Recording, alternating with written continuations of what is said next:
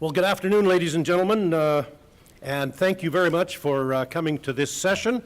I sat through it before, and it was very interesting, I must say, and they will keep you well entertained, and there's no question about the good stuff you get out of it. It's fantastic. My name is Don Cody. I'm a SUMA Board of Director, and I am a City Councillor in the City of Prince Albert. As you've already heard, if you've been in another session, do have a look at page 24 and 25 for the AED locations and the emergency exit. We want to keep you safe and sound here, which is the thing we need to do, and we want to do that for you. Please note that today's sessions are going to be audio recorded. That means that if you want to ask a question, please state your name, your municipality, speak very clearly, just so that we can make sure that when we record and put this into the SUMA YouTube later on, that the recordings are a good source for you to have. When we plan these events, as you know, for you members, we try to tailor the topics and speakers for your needs. The full bios of our speakers today are available on EventBase, our convention app, where you can see the work that these folks have done, and certainly from listening to them, they've done a lot of good work. Please give them your full attention because I think it's very important, and the work that they do and the information they leave us here with today will certainly, I think, do something for you when you go back to your office. This session today is sponsored by ISL Engineering, and we have Rob Cholodnik. I don't know if Rob's here right now, is he? There he is. Yeah, well, didn't recognize you there, Rob. I've seen you many times. Rob Cholodnik, and he is here on behalf of the speakers which he has, and please listen to what Rob has to say because he is our sponsor, and without our sponsors, we certainly wouldn't be here. Thank you very much, Rob, for coming.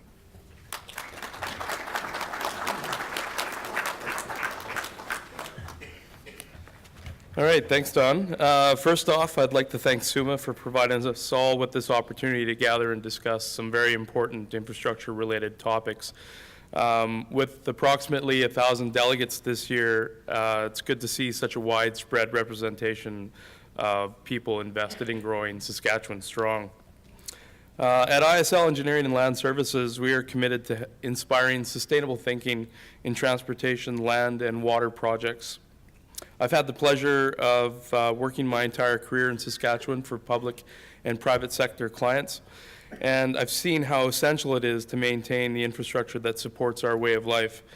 Whether it's a bridge rehabilitation like the one I've worked on Idlewild Drive in Saskatoon, or the Sask Landing Regional Water Pipeline, it couldn't be more important to make sound engineering decisions for the future generations.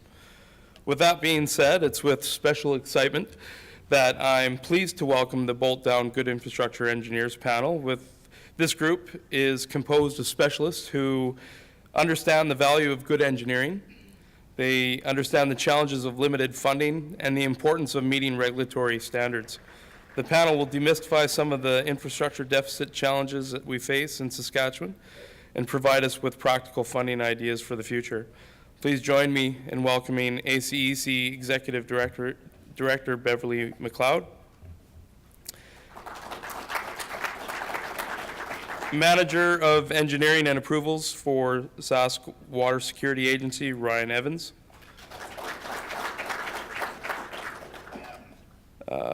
AECOM Saskatchewan Chair of Environment and Water Resources Committee, Sean Bayer,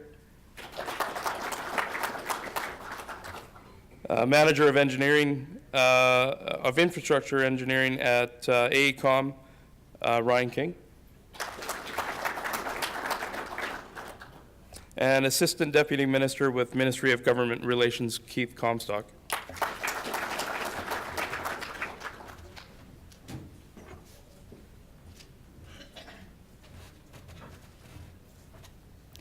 Good afternoon, everybody. Thank you for coming to hear our story. Thank you, Rob, for introducing us, and I just wanted to make you aware that I'm not an engineer. I am Bev MacLeod. I'm the executive director representing the association in the industry, but I'm not an engineer. But I am still very proud to represent all of the members. This is a professional group that I learn something from each and every day. They have a lot to share with everybody. So if I can just get the clicker going here. What is a consulting engineer? So a consulting engineer, all of you are aware, of course, they're technical experts. That's something that people, sort of the stereotypical impression of an engineer. But they are beholden to protect the public safety as well. With their designs, I don't know how many people here recognize that it's the engineer that will dictate, if you want to use that word, what the caliber and the type of material that goes into the construction of some of these infrastructure projects. I don't know how many people here are aware of that. And the other thing that you need to understand is that they can help you best understand how long an asset will last. That is their expertise. When I say that, I mean that as well, that they're business experts. So you may think of them as technical experts, but consultants are also business experts. They understand how to be most efficient with your infrastructure dollar. They also act as a go-between between everyone on a project. They work to sort of manage all the people that contribute to making your infrastructure projects reality. And the other thing that they do is, as you'll find out momentarily when Ryan King comes to talk about his specific project, they can be extremely complex that involve a considerable amount of time and effort, way more behind the scenes than what you would ever realize. And I think that will come to light when you hear about that project in just a moment. So engineers, this is what they see in the municipal world right now. And it's not something that any of us is unfamiliar with, of course. We're looking at a significant municipal infrastructure demand. We're looking at communities that have limited resources, and then they've got competing demands for all of the resources that they have. We're looking at provincial funding and federal funding with various types of priorities and timelines and deadlines, and of course there's never enough money to go around for everyone. And we're also looking at looming regulatory deadlines. So as I said a moment ago, engineers like to bring people together, so we've brought experts that address many of these topics. Again, we're looking at recommendations for efficiencies. So one of the things that we really want to highlight here this afternoon is to take a look at what regionalization looks like, okay? Regionalization is one way to look at efficiencies when we're coming to infrastructure dollars. And one of the things that they want to show you is how all can benefit from that when working together. Again, I want to emphasize that engineers are here only to talk about infrastructure, the infrastructure dollars and how they can be spent efficiently. This is not in any way, shape, or form anything to do with policy around municipality mergers, anything of that nature. That's not what we're here to talk about. We're here simply to talk about efficiencies when spending infrastructure dollars. And so what I'd like to do now is invite Ryan King to come up to the podium and talk about a complex project that coincidentally was also a regionalization project. Oops.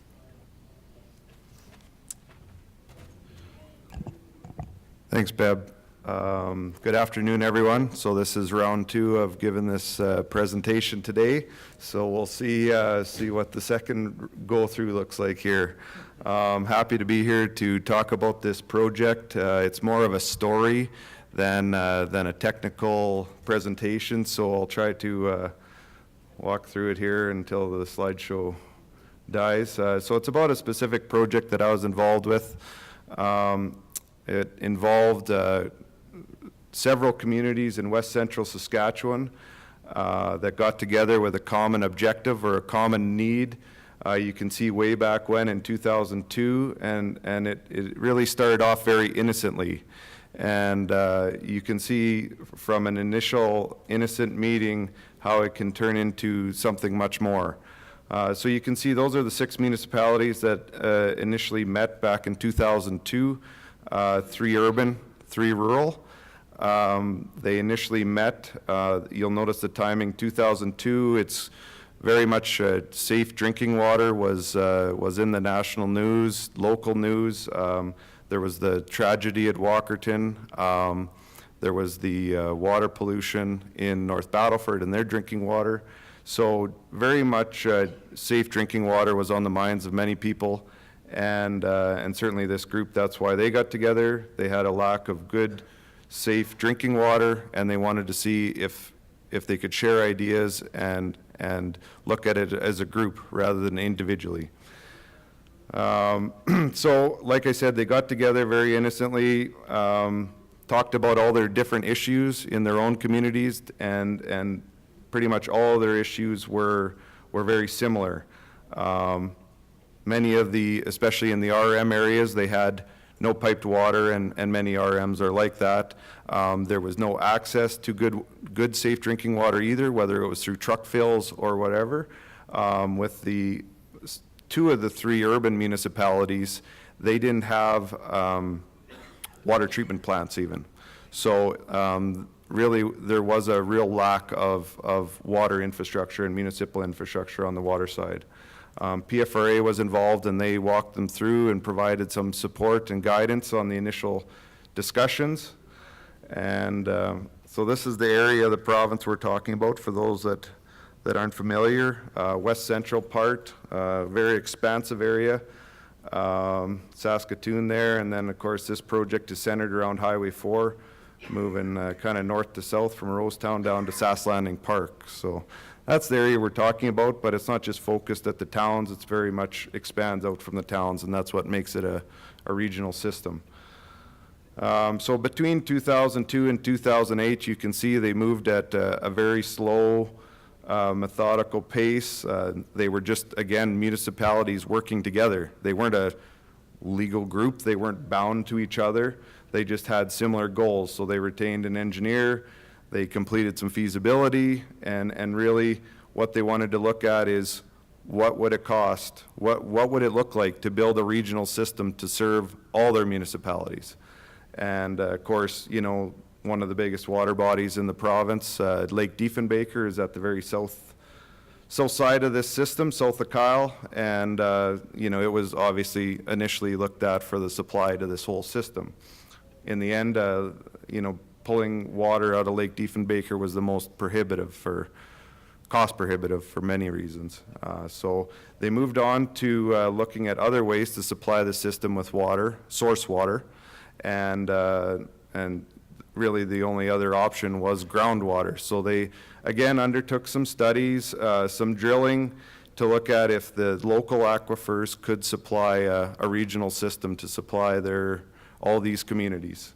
There was a concept developed where, although it was a regional water system because of the topography, because of the lay of the land and other factors, a north part and a south part was kind of thought of how they would deliver this system.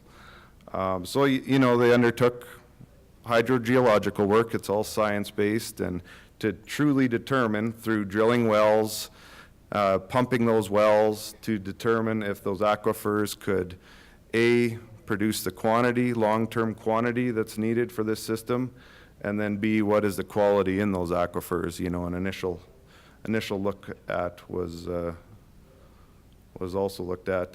So what this determined, and really, if this would have determined that if these aquifers couldn't supply the necessary water, then this project very likely would have stopped right there and then before, and they would have had their answer, whether it was better to go alone or in a regional setting. It did prove that the aquifers had more than enough water to supply this system. So their next step, because everything's a step, there's no roadmap for these communities, you know, they're getting together, they want better water. Okay, let's see if there's source water available. That's determined. Next step is we can't do anything without money. Nobody can. So they applied with the help of PFRA to a fund of the day. It was in 2007 called Canadian Strategic Infrastructure Fund, and they were very fortunate to get $10.2 million from that fund. They were one of four projects in the province that got that money, and you know, once you have 10 million, then I think actually approaching this as a regional model becomes a lot more realistic. So that group of communities, that 6 communities, formed a legal entity called SLRWPU. It's a mouthful, but that's their acronym. And they issued a call for engineers in 2008. We're fortunate enough to win that contract. And as you can see in all those bullets, there was a lot to do, right from nothing because they had a concept to getting it done where the feds and the province are happy, if they ever are happy. But I didn't have that joke in the first go around, so anyways, I've got new material here, I guess. So anyways, with federal and provincial funding, you get some extra tasks to do as well, environmental assessments and things of that nature. And it's all, I'm not saying it's bad, I'm just saying it's the entire gamut of the services we can provide as engineers. So there's lots to do, and that's kind of phase 1. So it kind of got into a circular discussion because we had many open houses, many consultations, not only with just the municipalities and their councils, but now the people that actually want the water. So, you know, the farms, the acreages, the Hutterite colonies, the whatever out in the countryside that want the water. And, you know, it was fundamentally, you know, we ask, do you want water? And they say, well, yeah. How much is it going to cost? And then I ask them a question. So it's, you get into a conversation of asking each other questions and not really getting anywhere for a while. But in the end, you know, through all those consultations, you kind of find, you listen to people and you find, you know, what can the market bear, you know. So really, I think through that whole process, although there's some bumps because there's no roadmap to something like this, you find, okay, the average farm out in the countryside, I think the market for them is $20,000 per hookup. You know, I think that's what most of them can accept and would support. So you get to you kind of answer those questions in the end. So this is just a map of kind of the North System, as it's called. So the North System's kind of based out of Elrose, which is where the water plant was built. All the lines you can see, the straight lines anyways, those represent pipelines that go all over the countryside. It covers many RMs, but it's based along the north-south axis being Highway 4. The different colors represent changes in elevation, so this map alone proves Saskatchewan's not flat, or this part of Saskatchewan anyways.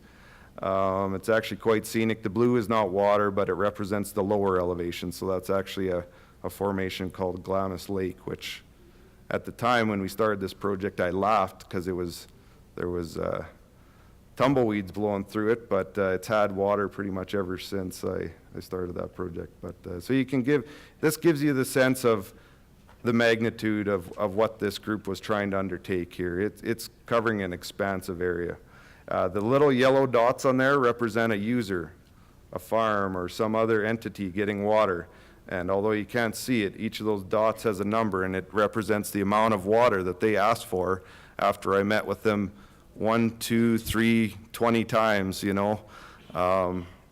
Some of the users that were the least decisive was the province and the Sask Landing Provincial Park.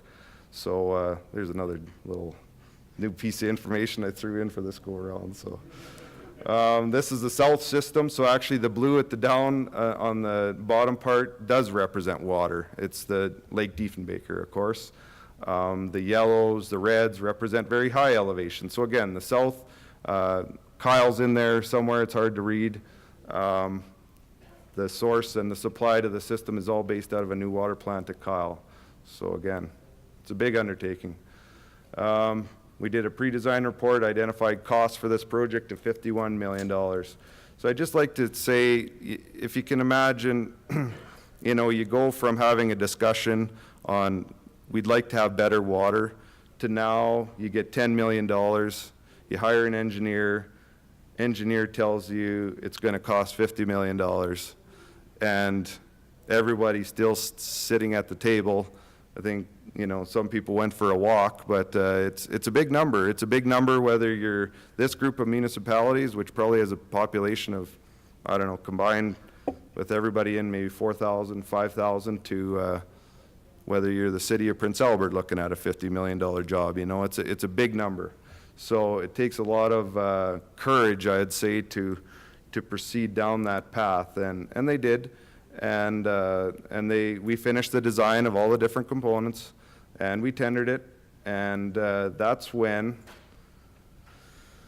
oh, that's one more slide. So it was favorable tender results. Overall, between all the components, it came in at 54 million, so there was 2 different phases. Phase 1 was a little bit under budget. Phase 2, which was more the rural distribution, was over budget.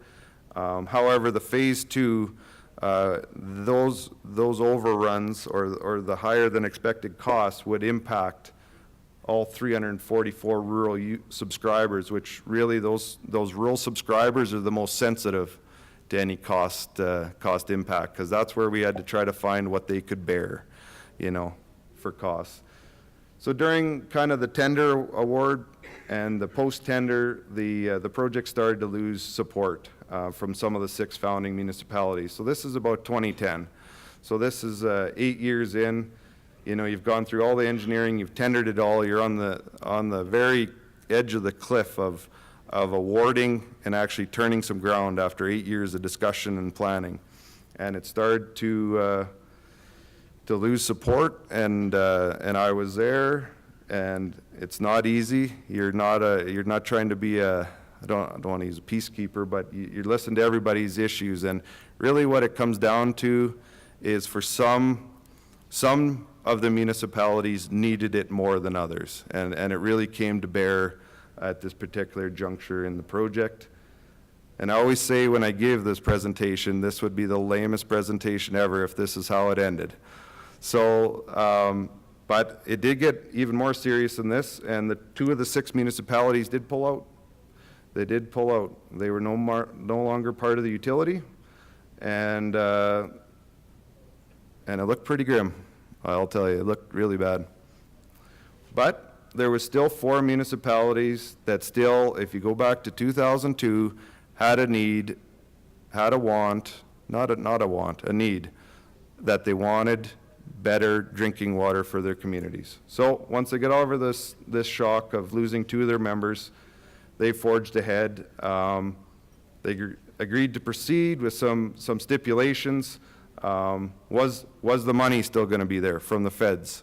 So one thing that isn't in some of these bullets is they got the 10.2 million from CSIF, but they also, before we went to tender, they got 16 million from Building Canada Fund, and Keith will call it New Building Canada Fund, old new. I'm not sure what this one was, but it was Building Canada. old, I guess. So they did have $26 million from the feds and the province. So we redesigned the north because one of the municipalities that pulled out, we were going to expand their water plant, and I don't think we were going to do that anymore if they weren't part of the project. So we had to design some parts of the project, but overall it was mostly in the north. The south remained very much unchanged. Like I said, the funding stayed in place from the previous grant money they had, so they moved ahead. This just gives you an idea of really what the system involved as far as number of components and the cost. So contract 1 was north-south transmission mains or pipelines, $6.5 million. New water plant from scratch in Elrose, $4.6 million. A new water plant in Kyle, $4.5 million. Booster station reservoirs in the countryside, that was about $2 million. And so contract 5 was the bulk of the pipeline. So this was to get water to people really all over, I don't want to say Hell's Half Acre, but all over the place. So, and that was 16 million, 700 kilometers of pipeline in that contract. Contract 6 was some raw water pipeline and well development. So those are the major components, like it's a mouthful. It's a mouthful. There's a lot going on. And then the province says, get it done in a certain time. So, you know, it's not like they had the leisure of doing this over a 10-year period. It was, the grant money comes with deadlines, as everyone is well aware. You know, from the treatment plants, there was some different things that were looked at. This is a deep injection well to deal with the wastewater generated from the treatment process. So overall, in the end, this was what was built. Merged north and south together. All those blue lines represent pipelines. The very top of the map, not being serviced, but right at the top is the town of Rosetown, with the very bottom of the map being Sask Landing Provincial Park, about over 100 kilometer expanse down the highway. So it just gives you an order of magnitude. All those weird colors are different pressure zones, and you know, just little things to give you an idea of what was done here. Is there's a hill, actually I think I get to it here in a minute, yeah. There's a hill 10 clicks south of Elrose, and it's way up high. So we put a reservoir on top of that hill. So the water plant pumps to that reservoir, and then it acts as a water tower, and it gravity feeds a huge area and a huge number of users. So instead of having a pump running continuously, you start a pump it to the reservoir. When it needs water, pump shuts off, and then it gravity feeds to everybody. And when I mean a huge expanse, you know, if you know that neck of the woods, you know, 10 clicks south of Elrose, and then it gravity feeds to users on the edge of Dinsmore. It takes 40 minutes just to drive that. So, you know, you're trying to use Mother Nature. You're trying to make things operationally down the road less expensive. So there's just little things like that. This is basically what the system entailed. For the north, service town Elrose, 109 rural users, village of Wisden, those were the major users. Supplied from the Tyner Aquifer. I mentioned that reservoir. It's not called Manette South Reservoir now, but it's a reservoir on a hill south of Elrose. There's a booster station. You can just see the amount of work, you know, when you're trying to get water to people. 319 crossings. So we all know, like, highways, grid roads, oil and gas, you know, how many crossings and different stakeholders you have to deal with. But so cell system supplied to town of Kyle, 127 rural users, Kyle Hutterite Colony. There was 2 Hutterite colonies, Sask Landing Provincial Park and Hamlet of White Bear. And quick story about Sask Landing Provincial Park. Initially, we started building and they were not going to get water. They'd been part of the discussion, but they couldn't decide. And then we were building and we were putting pipe in the ground, and then they did want water. And then we built them their pipeline, and then ever since then, they've wanted more water. So you go from not wanting water at all to wanting more water than the system can even provide. So it's just one of those things. It's a leap of faith, you know. So again, the cell system components. There's reservoirs on hills all over that system, and we use them as water towers, again, where possible. So just in closing here on my section, organizationally, and I don't profess to know their entire governance structure, but generally there's 4 municipalities, each have 2 board members appointed. Each municipality, I believe, has 1 vote. It's a legal entity, and a big sticking point or a big discussion point was who's going to own all this infrastructure. So you're building, in the end they built $43 million worth of infrastructure. There was many discussions on owning it. Well, we want to own it, and we want to own it, and in the end, everybody put their utility hat on, and the utility owns it. So not everybody, all 4 municipalities, and not just individuals. The utility has an administrator who also is the administrator for one of the founding members. They have staff, of course. They're starting from scratch. Hire operators, hire managers. Board meets monthly. You know, it's its own entity, truly. So just summing it up here. $10 million in funding from CSIF, 16 from Building Canada Fund. Like I said, each user, depending on the flow rate they wanted it, the base flow rate started at 20,000. The municipalities had to take debentures out, which was a whole nother discussion on how to fund the remaining balance that wasn't covered from infrastructure funding. So, and then establishing rates, you know, it's a whole new deal. So what made this project unique? Well, working with numerous municipalities, constructing 2 new water plants. So Kyle, the town of Kyle, town Elrose, for 100 years they've been towns, and they never had a water plant. They took water out of the ground through wells, chlorinated, and drank it, and you know that was common. So it's very seldom, you know, in these days that you get to build a water plant for a community that's been around that long and never had treated water in this sense. So that was very unique. Constructing large water system right from the source right to people's doorsteps, even if it's 100 miles away. 650 kilometers of water pipeline in one project. You don't do that every day. So, you know, we could go on and on here, but that's it. And probably the biggest thing that I think will still be hard to believe is building a $40 million water project in rural Saskatchewan. It can be done. It's not easy. There's tremendous amount of bumps along the road, and if you get it done, it'll have a good story. So that's pretty much, I think, my last slide. So thanks for listening to this project.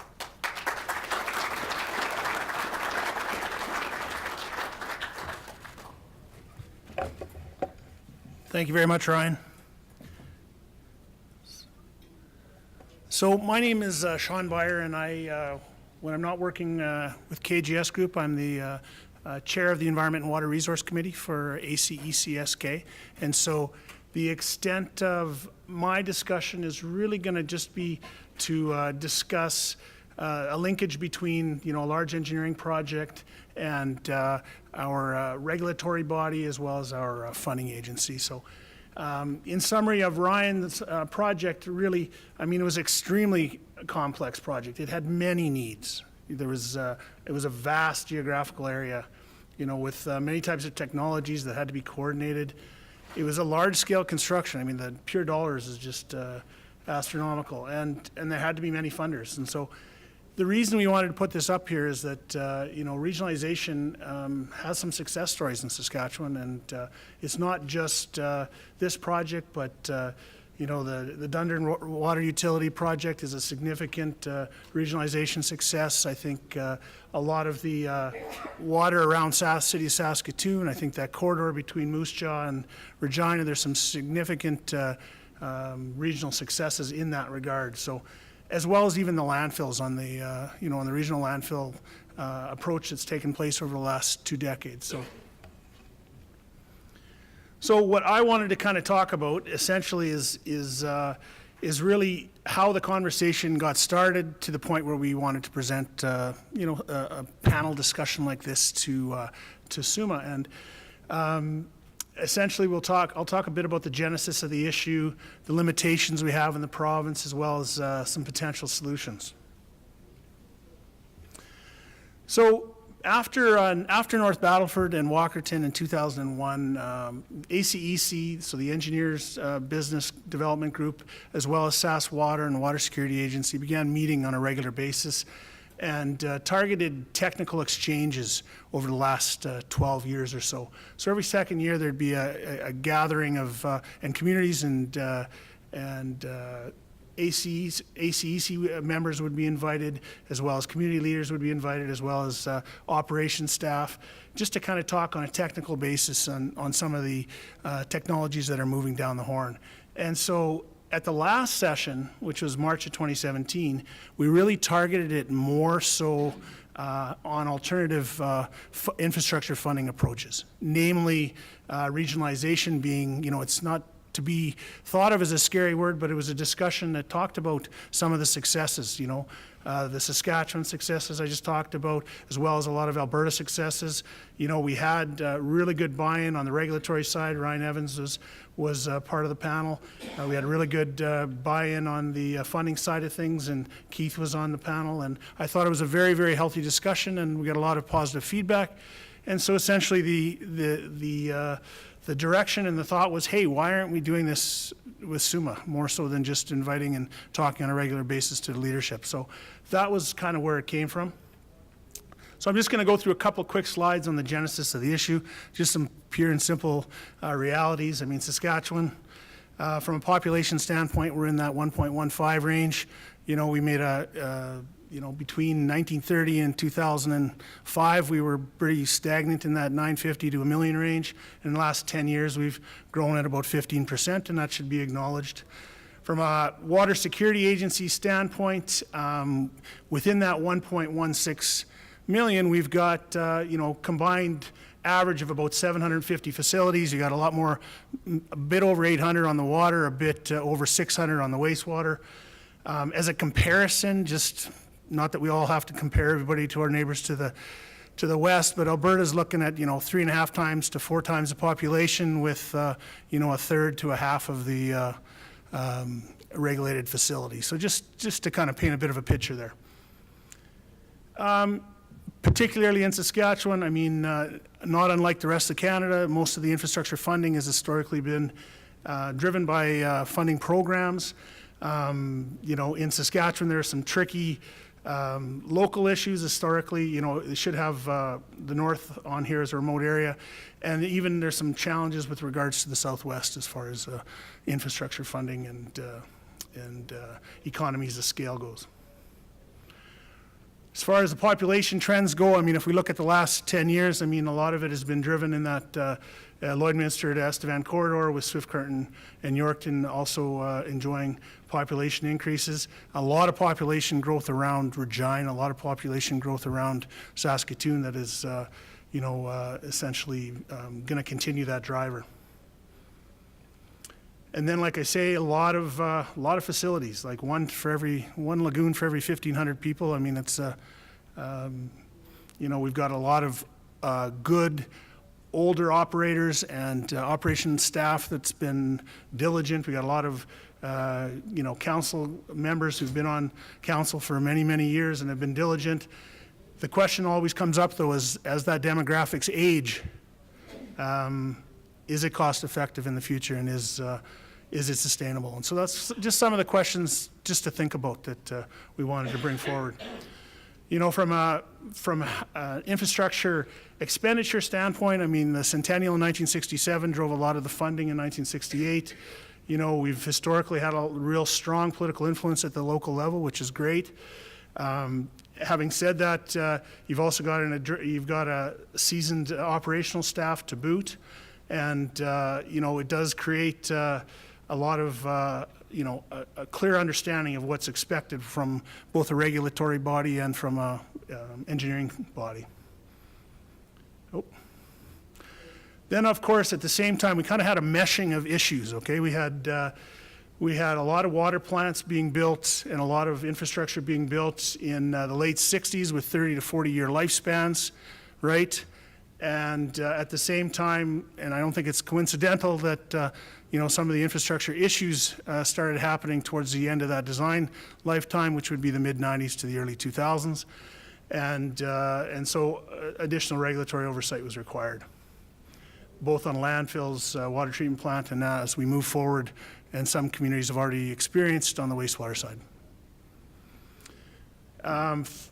From the increased regulatory requirements, there's essentially limited funding available for the need. I remember in a past lifetime when I worked for the regulators, 12, 13 years ago, I'd sit in a meeting, and for every $7 million that was applied for, there'd be like $1 million that was awarded. And nobody wants to hear about it being a lottery, and Keith's going to deny what I suggested, but at the end of the day, I mean, it's a challenge for communities, and I think that's important to note.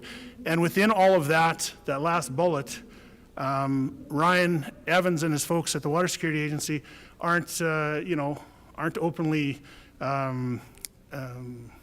concerned when there's a regulatory deadline in place. And so, I mean, it becomes an issue. Having been a regulator, I know you go to the meetings, they say, got a lot of people that know what's wrong, right? And then historically there's been limited answers to the question, okay, you got the money to fix it, right? And that's always been a challenge. over the last 15 years, I mean, in addition to the demographic issues of just council and operations aging, you brought in the dynamic of, after North Battleford, a lot more inspectors, okay? So you went from maybe 4 or 5 inspectors in the province in the mid-90s to all of a sudden in early 2000 up to 2025 in response to Walkerton, in response to North Battleford.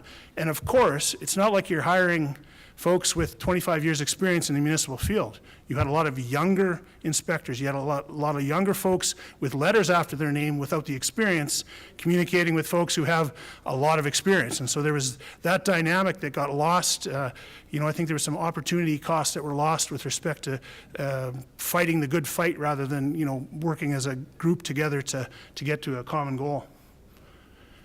Lack of certified operators. I mean, as we move forward, you'll see in the other presentations, you know, we've got a lot of folks demographically coming to the end of their careers, and the upgraded regulatory requirements and the upgraded operational requirements are going to dictate a more expensive operator being required. And put an ad in the paper for a level 3 wastewater, level 4 wastewater operator. They don't fall off the trees. So another issue. You know, from a funding standpoint, I think how the funding programs have rolled out historically have been excellent. I mean, they're trying to do the best they can as far as responding to needs, but oftentimes there's a bit of a knee jerk. There's, you know, the extent of planning required isn't where it probably should be, and folks really at times, I think there's merit in looking at the big picture and the long-term life cycle costs of the facilities that are being put in place. Once again, you know, you got a lot of this centennial money in existing infrastructure. You got a lot of 30 to 40 year lifespans that have been ended, and we're kind of on the back end of that. Having said that, over the last, if I look at the overall infrastructure needs of the province, I'd say we're in about a 30-year process of upgrading infrastructure, and we're probably just towards the end of the first half. And particularly on the wastewater side, I mean, there's a lot of folks moving forward in a lot of areas, but there's still a fair bit to go. And with upgrades in the water requirements as well, it's certainly not something that we should just take lightly, because I think everyone agrees that there's a deficit, an infrastructure deficit. You know, there's always discussions about, you know, grant programs and the merits of grant programs versus user pay. I mean, you know, you fill up your tank of gas versus you know, what you pay for a gallon of water, and it's always a challenge. And I'm not sure if there's any way to change, you know, the approach that's historically been taken, but it's just something to think about, something to be aware of. So in general, you know, some of the limitations, you know, I talked a little bit about, you know, we just got a lot of facilities for you know, the population we have. I think there's been some missed opportunities. I think there's still some that can come down the road. I think adapting to a new regulatory environment is important. We have to recognize that these regulatory changes, say if you've been a councillor for 40 years, the first 20 years you probably had one regulatory change, but in the last 10 years there's been significantly more, and I don't see it changing, quite frankly, because you got more people measuring, you got more people with a lot of letters after their name that can measure more things on the water side, on the wastewater side, and it's eventually going to get transferred into health studies that get transferred into the regulatory realm, and that's just a reality. We've got you know, we got a rural demographic challenge. You know, it's just what's happening all over the world. Folks are moving in. You got, you know, for example, the city of Saskatoon planning for 500,000 people, Regina planning for a significant amount.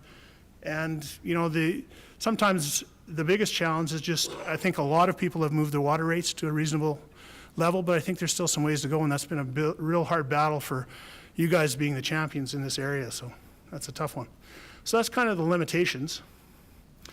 From a potential solution standpoint, I mean, the easiest option is the status quo, which I don't think there's anything wrong with. It's just everyone has to recognize what the status quo is.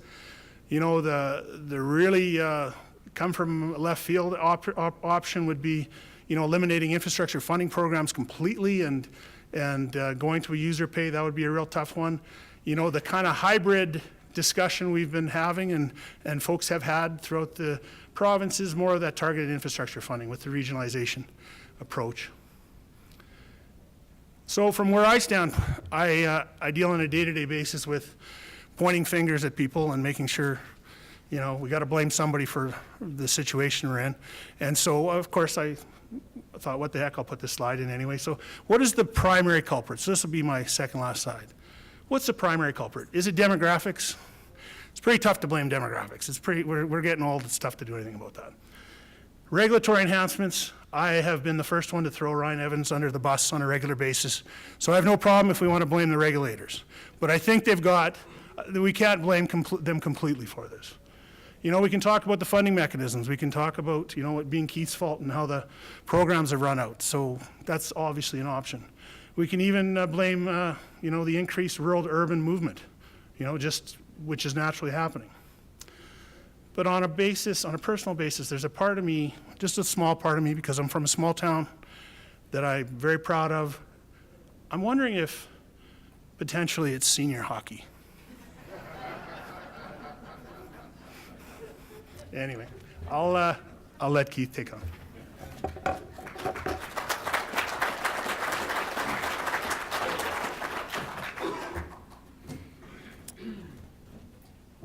Thanks, Sean. Good job, and I'm pretty sure it is senior hockey. So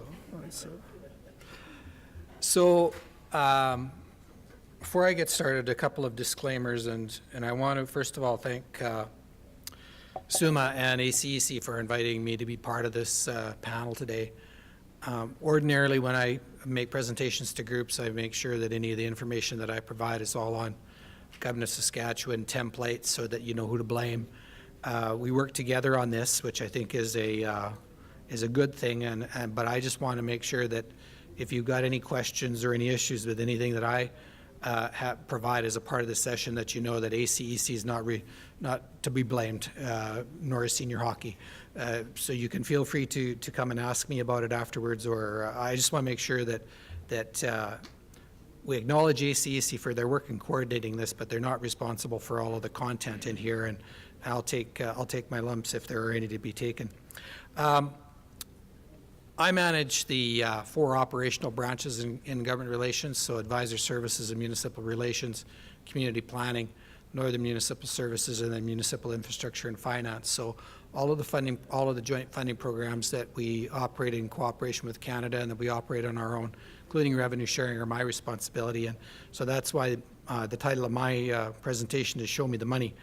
I want to talk about 4 things today. What are the current programs that are in play when we talk about, you know, all of the different issues? How much is in them and what's yet to come? What do we see as kind of being the current need over the course of the next little while? And then what are our priority areas that we're concentrating on as a ministry over the next little while? I think these things are important because as you talk about what's possible and what's probable in your own situations, you need to understand the limitations and what's there and what isn't there, essentially. And I think we also have a responsibility from the ministry's perspective to be open and transparent about that. And you know, it's no big secret about how much money is there. It's no big secret about how we evaluate applications. So that's one of the things I kind of want to talk about a little bit too. Sean mentioned that, you know, as a sector, you folks and us, we haven't just been sitting on our laurels over the last 10 years.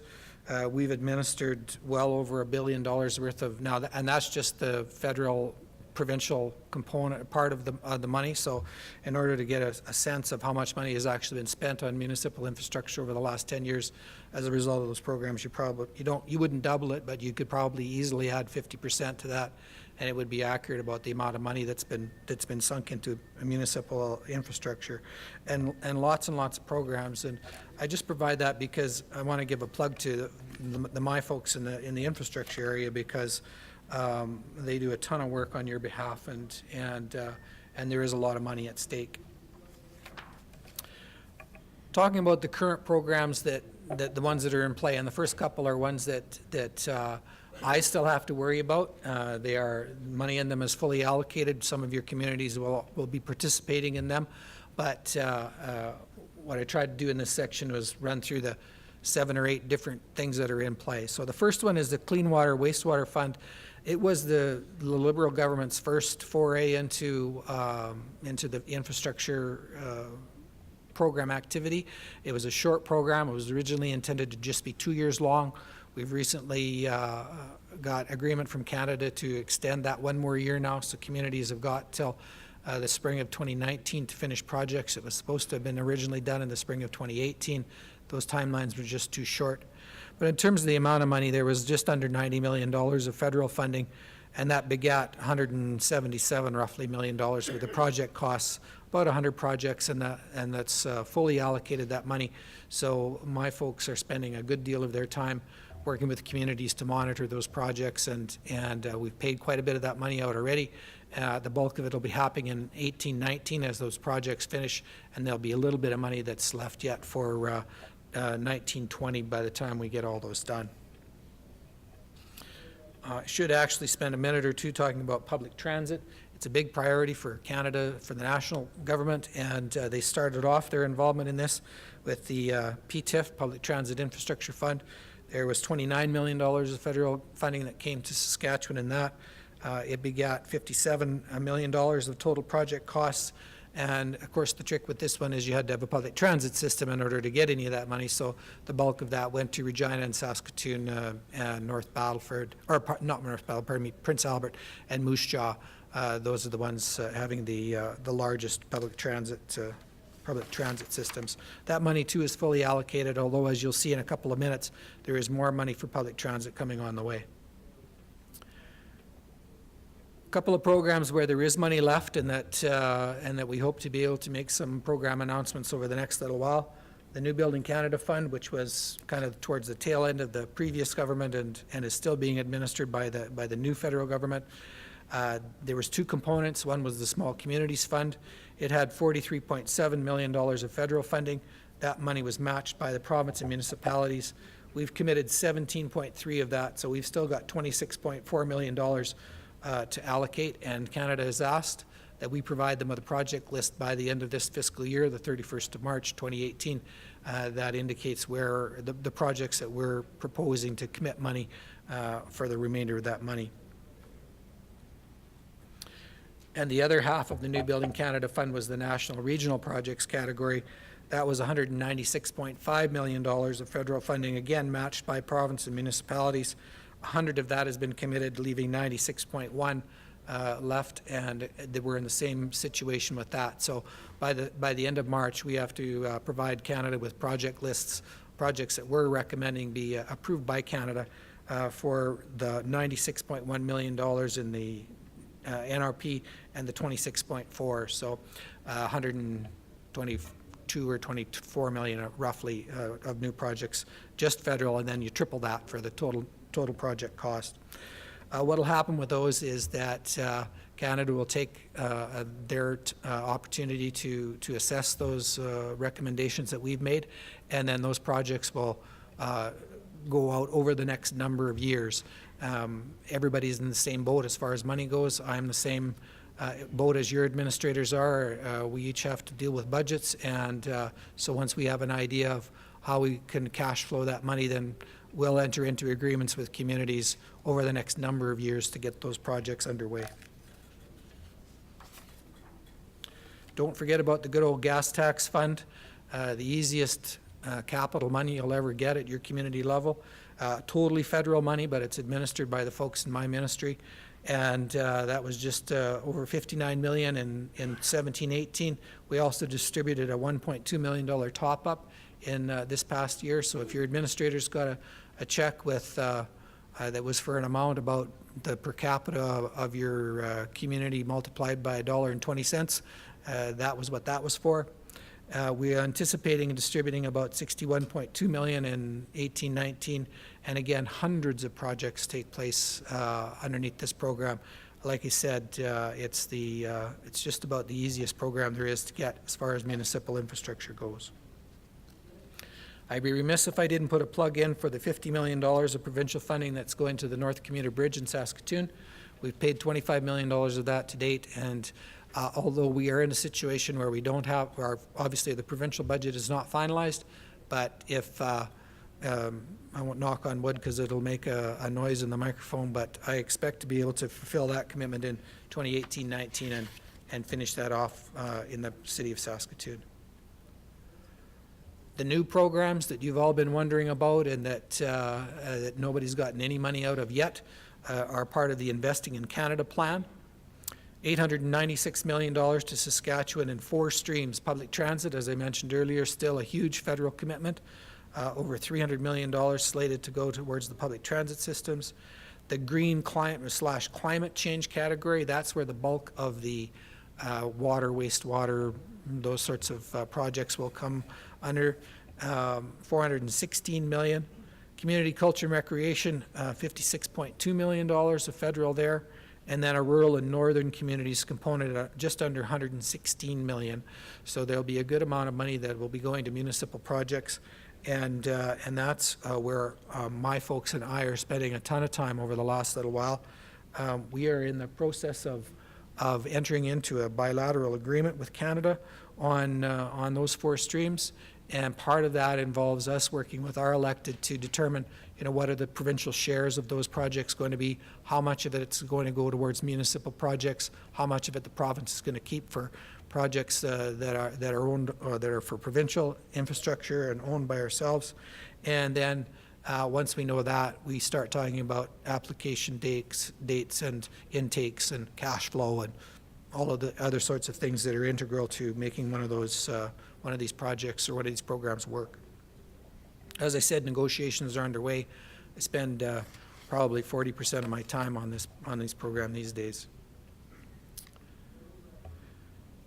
So what's the need? What are we looking at? And we spent a lot of time today talking about water and wastewater, but I know that there are far more projects out there than just water and wastewater. But I can tell you that when we ask communities what their priorities are, most of it is in the water and wastewater. Secondarily, but kind of gaining into the backstretch, are the landfills and solid waste management, becoming a huge issue, way more than it was even 10 years ago for us and for you folks too. I really honestly don't have a clear scope of need on the culture and recreation side, primarily because I haven't asked. There haven't been big funding programs for the culture and recreation side, and ordinarily I spend so much time talking and discussing the other side of things that there's really not much use me wasting your time telling me about your culture and rec needs if I can't help with them. But now we're in a different situation where there's that 57 million over the next little while, so we'll have an opportunity where communities will get a chance to think about some of those priorities as well now. So what's the need? 418 applications I still haven't, that are on the books that haven't been, not part of that earlier slide about projects we've already undertaken. Most of them are water and wastewater, well over $1 billion. So the scope of the need is huge, and that's one of the reasons why I think maybe some people do feel like it is a bit of you've won the lottery if you get an approved application, is because there's so many. It's not quite as bad odds as 649, but on days I'm sure it feels that way.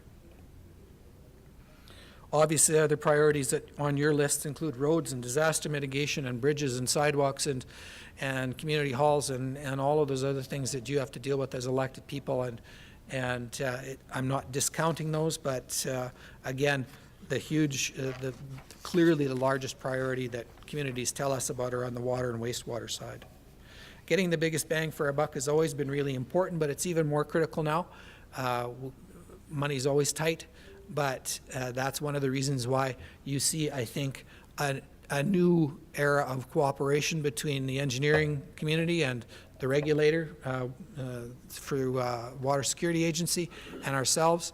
10 years ago, you probably would not have been able to talk the 4 of us into getting up on a stage together, because there wasn't that level of interest and a convergence of ideas. But I think it is incumbent upon all of us to work together, and that means that Ryan and I can't be on opposite sides of issues. That communities, when they run into issues, regulatory issues, that can't be in isolation from the funder. It can't just be one side or the other taking pot shots at each other. It has to be a cooperative effort, and that's where the challenge is for you folks, that you're going to have to, I think, start thinking a little more broadly than perhaps you've been challenged to over the last number of years. In closing, what's next for us? over the course of the next couple of years, my priority has to be fulfilling our commitments to the projects that we've already approved. So those clean water and wastewater ones, the national regional program ones, and the getting underway of the new projects that we'll be recommending to Canada by the end of March 31st, 2018. Following up on that then is figuring out how we're going to administer and pay our share of the projects that will come about as part of the Investing in Canada infrastructure plan. And again, obviously part of that is continuing and completing those ICIP negotiations and figuring out how all of that will work. We do actually end up consulting with the sector quite a bit. There's a group of city managers along with folks from SUMA and SARM and New North that I meet with almost after every time I meet with Canada. I talk with those folks to pass on what I know and to get feedback from them. What should my negotiation position be on this? What do you think about that target? What do you think about this requirement? And so there is a good deal of cooperation, but that needs to continue. And there really does need to be, I think, an expanded discussion amongst all of us about where does regional fit in with all of this. I'll be looking forward to your questions and comments on that whole notion and where you might want to see the province taking some steps or helping you to work more effectively in that area. Regional is not the only solution, but it's one that I think that we haven't been taking a good enough advantage of using on all your behalf. So thanks for that. I'll turn it over to my friend Ryan, who will talk about a few things from the regulator's perspective.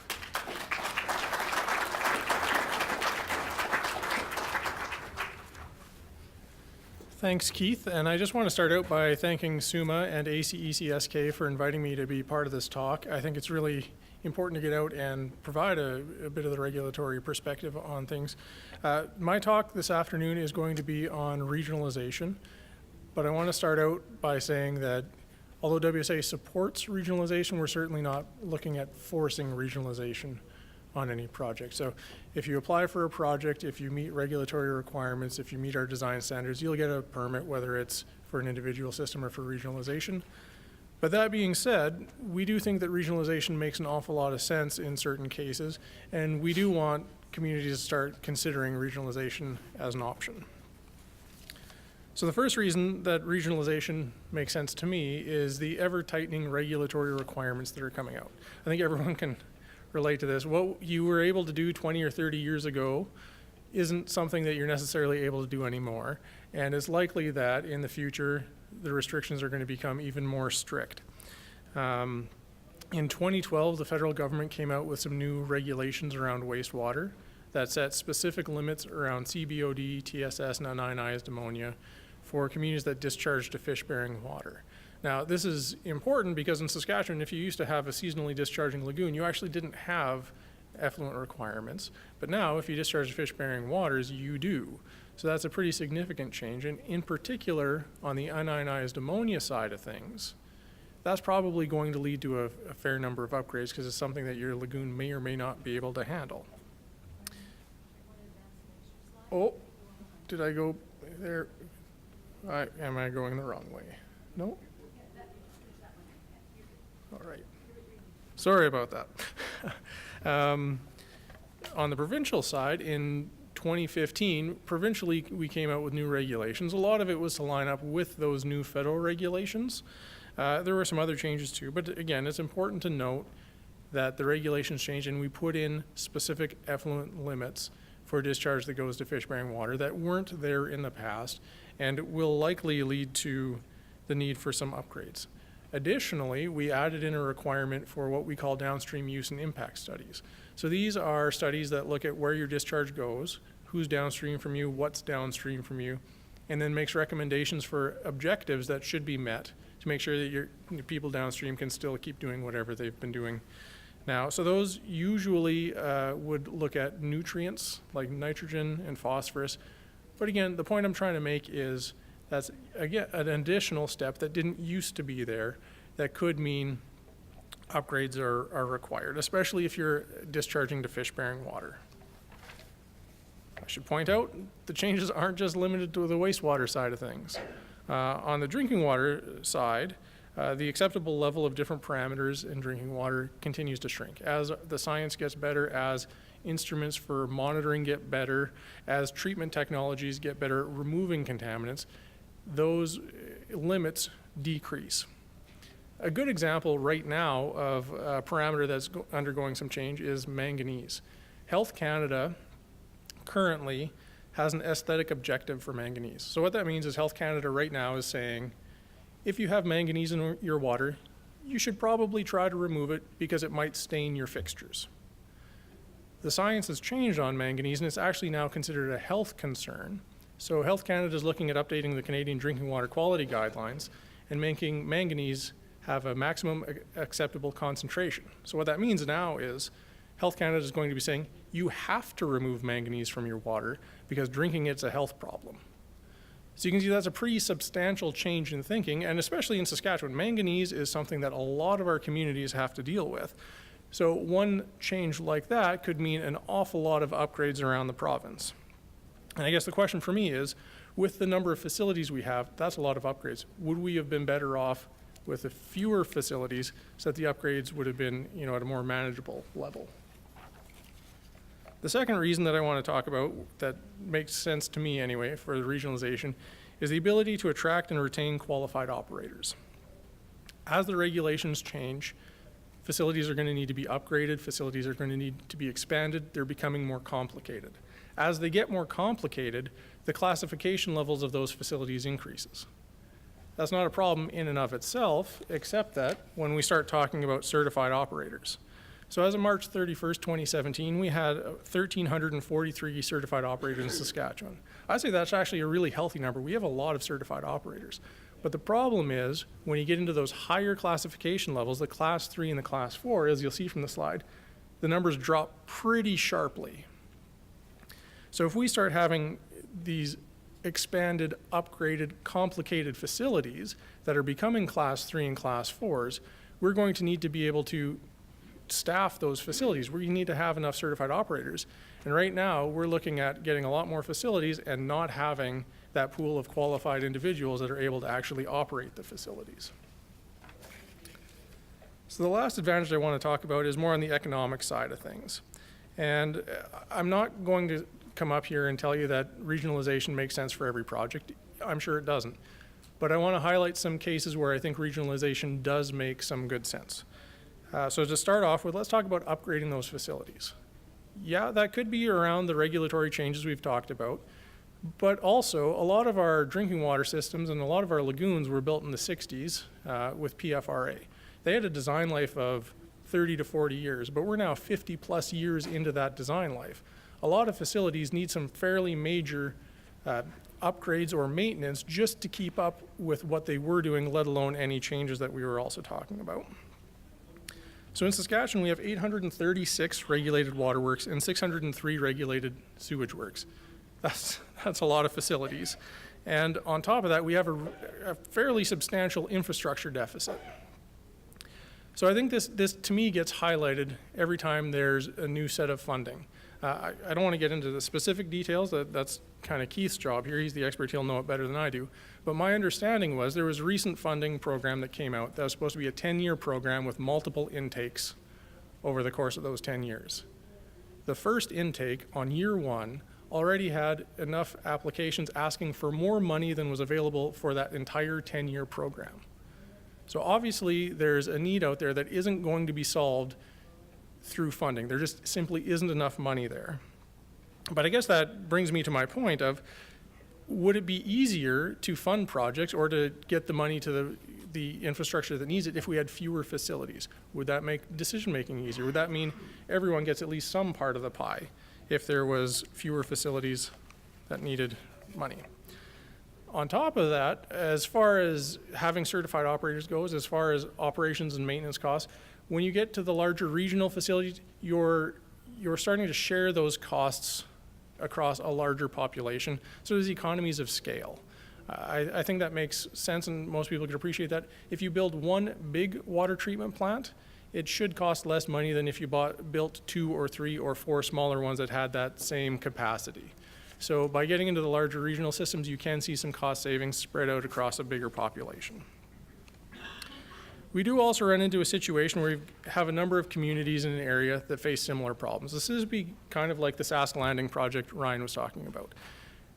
In that area, it was tough to find a suitable quality raw water source. We have this, especially in the Southwest, there are places where you have to drill down 500 plus feet to hit water. And when you do, you don't really have, you may not have the greatest quality of water coming up out of that well. So those are very expensive wells to drill. And you end up needing to build, again, complex treatment systems to be able to deal with that water. Does it make sense for every small town to have their own well, to have their own facility? Or could we maybe have more centralized regional facilities where you're drilling fewer wells and you have that one system that can provide the quality of water you need? It's not just limited to the Southwest. We've got pockets around the province where there's high arsenic in groundwater, where there's high ammonia in groundwater, or all over the province there's really an issue with manganese. These aren't hard problems to deal with. They're not technically complicated problems to deal with, but they become expensive. And if we're talking about needing to have those expensive solutions everywhere, the dollars really start adding up. And so the last thing I want to talk about is issues again around certified operators. When we get into the class 3 and class 4 systems, if you're a community and you're trying to hire an operator, you're not just competing with small towns anymore. You're actually at the stage where you're competing with Regina and Saskatoon for qualified personnel, and communities that might have an awful lot more money to throw around. But if you can get into a regional system where you have, you know, maybe each community is contributing towards the wage of that person, you might be able to actually attract that qualified person you're looking for. And there's also the benefit of splitting costs on the operations and maintenance of the facility. I am going to, am I going there? Oh, they shouldn't have let me control the clicker because I'm off pace here. All right, now I'm on this slide. All of that being said, we do have some really good success stories of regional projects in the province. Ryan talked about the Sask Landing Rural Water Utility. We've also got the Dundurn Rural Water Utility. They have a wastewater utility as well. Sask Water has a number of systems. They've got pipelines going, treated water pipelines going off Saskatoon out of Buffalo Pound. They have their own treatment plant and pipelines in the Waka-Humboldt area. And I did also, most of my topic is focused on water, wastewater, because that's what I do, but I did want to highlight the regional landfills as well, because I think they're a really good example of a regional solution where, again, you look back at early 2000s when we started pushing on the landfill side of things, we had a lot of landfills everywhere. We've been able to reduce the number of landfills, get people into transfer stations, and have those fewer, larger facilities that I think make a lot more sense.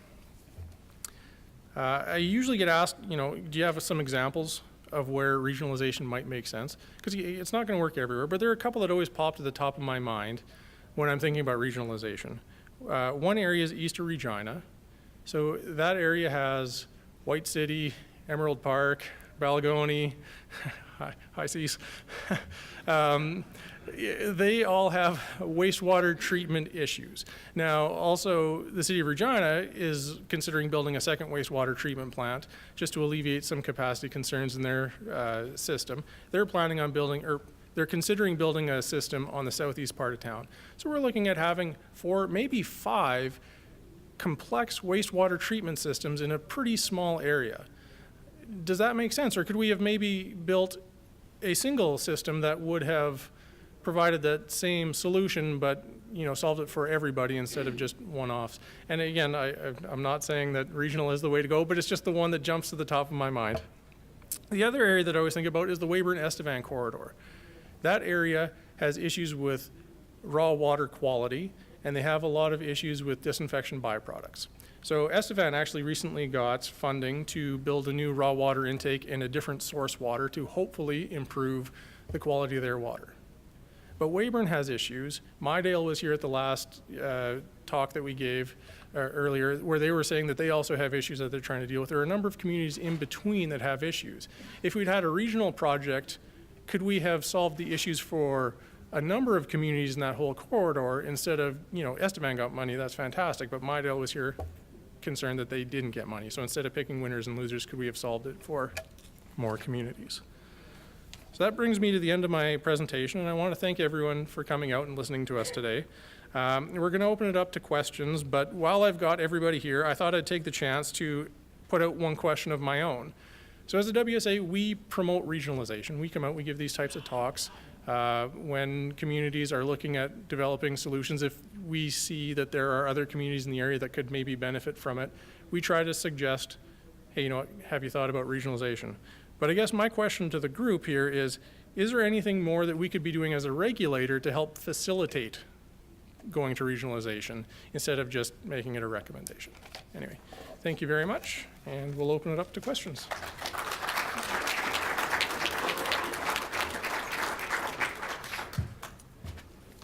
Well, thank you very much to the presenters. You've done a tremendous job, I must say, and certainly I have taken away a couple of hints here, and one certainly is that regionalization, I think, is very much in the forefront of people's minds, and I think it's well worth looking at. We certainly have some regionalization in our city.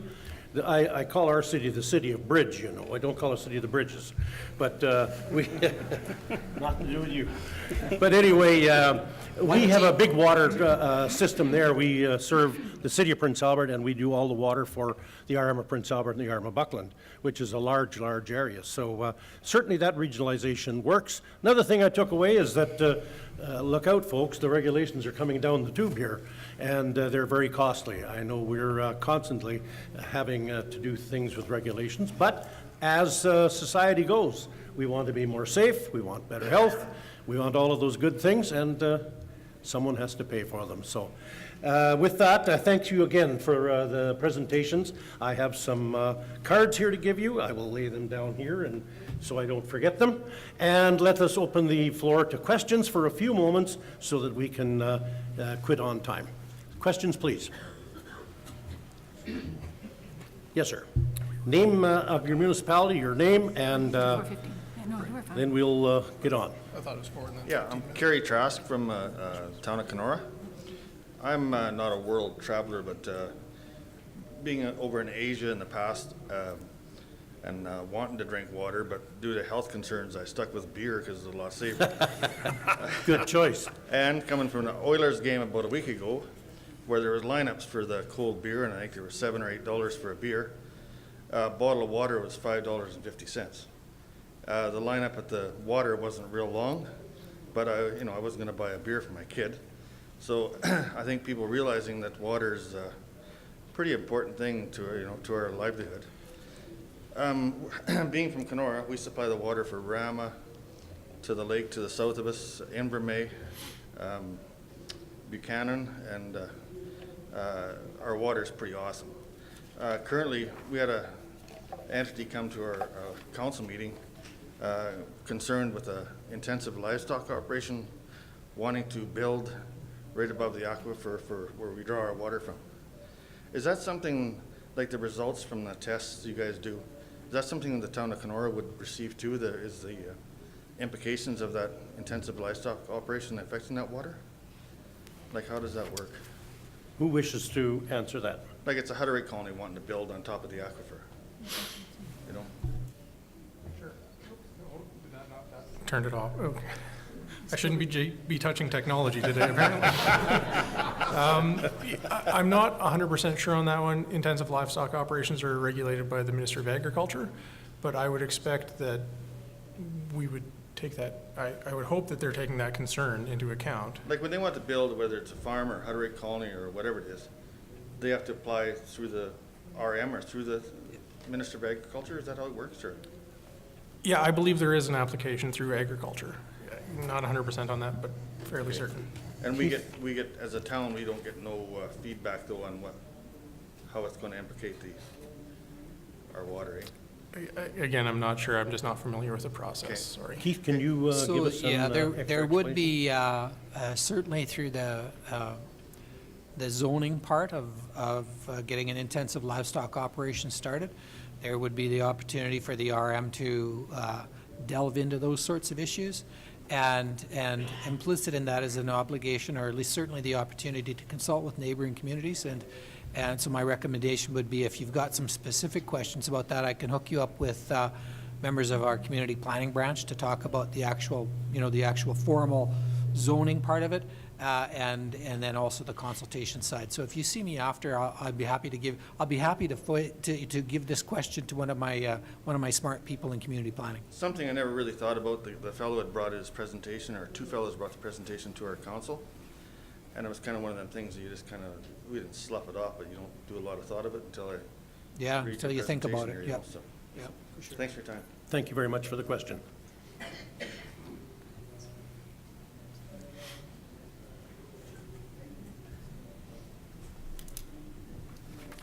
Janet Barber, Village of Buena Vista.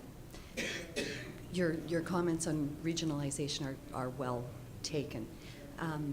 One of the issues, both in the public perception, and I'm wondering if you have any suggestions, again, we have awesome water. We have a great aquifer.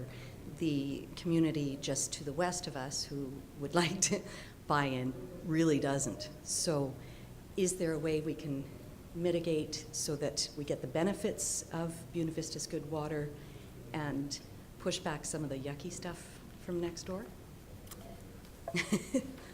Does that make sense?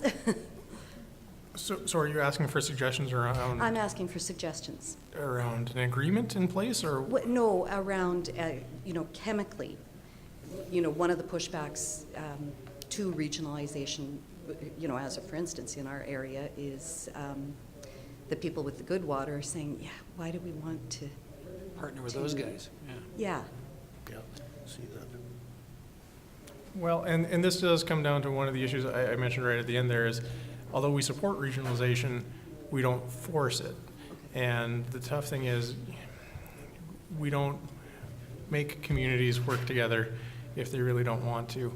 I'm not sure from an engineering, Yeah, so like and I'm just going to change this, chemical right, and point I'm of just going to view. change this around a little bit. We do have a couple of communities up near Melville that are each trying to build water plants and don't want to work together. And their engineers actually figured out it would save one of the communities $2 million. And still they didn't want to work together. So from the consulting side, do you see any way to facilitate that?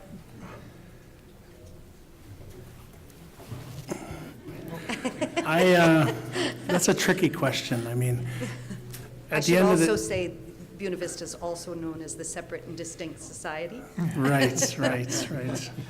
So your question is residents in your area, because you have a quality water, do not want to go in a regional system with a community that doesn't have the quality of raw water, particularly from a Yeah. total dissolved solid standpoint. And why would Buena Vista want to do that, is your question? Yeah, but what would be the selling point? Is there a way that those two systems can be mitigated so that there's a reasonable quality of water for all? For both. Is there other infrastructure at play? Is someone approaching because the wastewater needs to be blended, needs to be combined in a regional system? Or is it strictly from a water perspective wanting to join? It's, it's a long-term historical Right. discussion topic Okay. but just when you bring up about regionalization, it is one of those areas that it's economically, it sort of makes perfect sense. Right. But I mean, there's treatment approaches that can address those issues, but in your particular case, I'm not sure, it would require additional infrastructure at who I'm assuming you're potentially combining with, at their facility, which of course would cost additional money. Okay, Is that? that, Thank you very much for your question.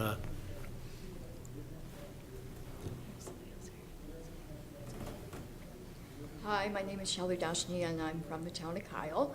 And I have just remarks for three of you. Ryan, just first of all, thank you so much for the wonderful job that you did for the water utility plant in Kyle. It is a magnificent building. Our operator is so proud to be there and to work at that place. I'd like you to update your slides because he gives tours of the plant, and he did a tour of my granddaughter, 5 years old, And my God, she come home and she could explain the whole thing. It was just, Mom, I have dirty water here, and this is how you get clean water. So it is awesome, so thank you for that. Sean, I'm working with you as well, and it's, my full-time job is Clearwater Lake. So now we have to do a little bit of revamping because the manganese, correct? Right, Sean? So I wish we would have gone on the pipeline, but it wasn't an option, unfortunately, back then. So I really wish we would have. But now we're looking, like talking to Sean, in expanding our little water treatment shed. So how many years, my question is, the manganese is gonna come in. It's aesthetic right now, but it will come in. How, and I know Sean told me the answer to this, and I do forget. How many years do I have, like before? So I can't give you an exact answer, but what I can tell you is, so Health Canada is looking at updating the Canadian Drinking Water Quality Guidelines. Yeah. We don't automatically adopt those changes. Some provinces are set up where as soon as the Canadian Drinking Water Guidelines change, they automatically adopt them. We're not set up like that. We adopt them later. So there's a bit of a lag from when Health Canada changes to when we adopt them. Okay. In the past, when we have made changes like that, we give about a 5-year phase in to get there. But you're probably looking at a couple of years until it became a requirement, and then, 5 years on top of that. So we do try to give enough time to phase it in. Like, for example, the turbidity requirements that changed in 2002, I think some communities had actually up until 2007 or 8. Even longer. So it depends on the parameter, but we do appreciate that this is going to impact a lot of communities. Yeah. And so we need to make sure that it can be done reasonably. So 5 years, I kind of like. Ish. Yeah. It's Like, not, push it to me. Yeah. well, it's not going to come in and we're going to instantly change the rule and say, now you're all non-compliant, right? There will be certainly a phase-in period when we do adopt that standard, which should change. But if it changes, once we adopt it, there will be a phase-in period for sure. So my next question is, we do have, like, we got to expand our watershed. We got to do holding tanks, and I've got my backwash tank, yada, yada, yada. Can we do stages? Like, can I start, say, expand the watershed first? Then in another year, I can do the holding tanks. Can I do that? Like, Ish. really? Cut me some slack? Yeah, so we do allow a phased approach. Yeah, okay. The issue would become, once this, if we adopt the new, or the change to manganese, Yeah. when you get a permit at that point, we do expect you to get to human consumptive water, so you would have to meet potable standards. But yeah, we do have the ability to phase it in to try to Okay. make it a little bit more reasonable for a community to, get that done over time. Okay, perfect, thank you. Thank you very much for the question. Well, that pretty much takes up our time, folks. Oh, there's, Jim Glant, Mayor of Town of Churchbridge. Mine is pointed for the engineering firms. I belong to, we started an area meeting, and we have 8 communities, 3 RMs. Our biggest problem in the whole area is everybody has ammonia. Everybody has their own water plant, but we have a population of 3,001 down to 100, and every one of them has. The question was raised at the area meeting: can an engineering firm come up with one basic plan for this to solve the ammonia problem to the 3,000 population that could be scaled down to the smaller 500 population? I think the short answer is yes, it's possible, but it all depends on,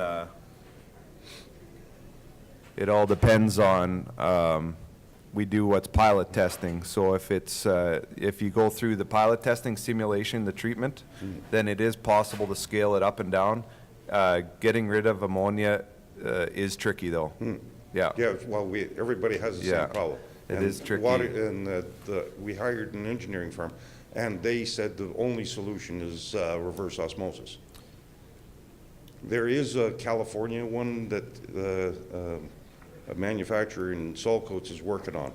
It's a membrane system.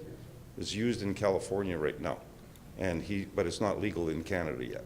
So he's investigating it on his own, trying to see if it would work. And he says it would probably cut the cost of, instead of going to reverse osmosis, it would cut the cost in about a quarter of what the cost of reverse osmosis would be.